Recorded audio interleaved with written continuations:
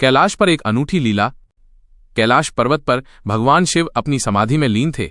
उनके चारों ओर की दिव्य शांति इतनी गहरी थी कि स्वयं प्रकृति भी थम सी गई थी। नंदी द्वार पर सजग प्रहरी की भांति खड़े थे और देवगण दूर से ही इस अद्भुत दृश्य का नमन कर रहे थे। तभी देवी पार्वती वहां आईं। उनके मुख पर एक मनोहारी मुस्कान थी और हाथों में वे कुछ विशेष लेकर आई थीं। उन्होंने देखा कि शिव गहन ध्यान में हैं और उन्हें भंग करना उचित नहीं था। फिर भी उनके मन में एक विचार आया। पार्वती ने अपने हाथों में लिए हुए छोटे छोटे पत्थरों को देखा। वे साधारण पत्थर नहीं थे, बल्कि उन्होंने अपनी दिव्य ऊर्जा से अभिसिंचित किया था। उन्होंने उन पत्थरों को शिव के चारों ओर एक छोटे से घेरे में व्यवस्थित करना शुरू किया। प्रत्येक पत्थर को रखते समय उनके होठों पर एक मंत्र फुसफुसाता था, प्रेम का मंत्र, भक्ति का मंत्र। कुछ देर बाद जब शिव ने अपनी आंखें खोली तो उन्होंने देखा कि वे एक छोटे से पत्थरों से बने मंदिर के केंद्र में बैठे थे। ये मंदिर कोई विशाल संरचना नहीं थी, बल्कि पार्वती के प्रेम और समर्पण का एक सूक्ष्म प्रतीक था।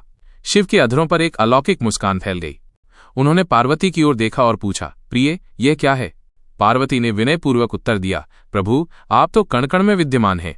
मैंने बस आपके लिए एक छोटा सा धाम बनाने का प्रयास किया है, जहां मेरे प्रेम के पत्थर आपकी परिक्रमा कर सकें। शिव का हृदय आनंद से भर गया।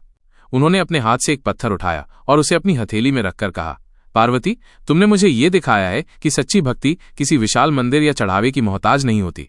ये प्रेम और भावना से निर्मित होती है, चाहे वो छोटे से पत्थर का ही क्यों न हो। उन्होंने आगे कहा, जो भी भक्त सच्चे मन से किसी भी रूप में, चाहे वो एक छोटा सा पत्थर ही क्यों न हो, मुझे अर्पित करेगा, मैं उसे स्वीकार करूंगा, क्योंकि मेरा वास बड़े बड़े धामों में नहीं बल्कि भक्तों के हृदय में है। उस दिन से कैलाश पर एक नई लीला का आरंभ हुआ।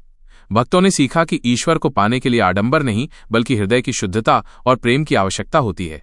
और पार्वती द्वारा बनाए गए वे छोटे पत्थर शिव पार्वती के अमर प्रेम और सच्ची भक्ति के प्रतीक बन गए।